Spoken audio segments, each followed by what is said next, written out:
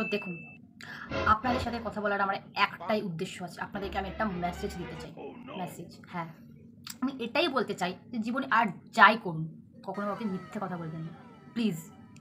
মিথ্যে কথা হচ্ছে এমন একটা জিনিস, যার ফলে আপনাদের বন্ধুত্ব বা যে কোনো সম্পর্ক পুরো ভেঙে যেতে পারে।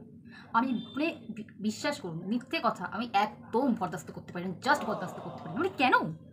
না, আমার মিথ্যা কথা বলে আমার লাভটা কি?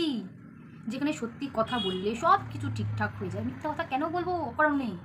এরকম ঢপ মারা মিথ্যে কথা বলা জাস্ট অসহ্য লাগে আমার, জাস্ট অসহ্য লাগে, একদম ভালো লাগে না আমার। দাঁড়ান এক মিনিট, ফোন এসছে। হ্যালো। হ্যাঁ, হ্যালো। ও হ্যাঁ হ্যাঁ, বল। যে শোন না, ঘুরতে যাবি রে? বেরোবি? হ্যাঁ, একটু বেরোতাম। কোথায় বেরোবি? চল না, বেরোই আগে, দেখি কোথায় যাব। ও না রে, আমার হবে না, আসলে আমি না বাড়িতে নেই। এই মধ্যে বাড়িতে নেই? হুম হুম।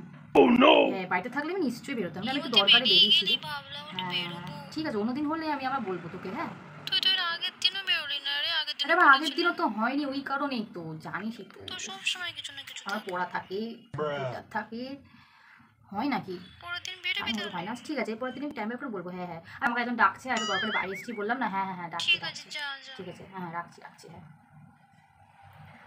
বাবা, কি বললাম আমি? কি গরমে আর বেরোনো যায় নাকি?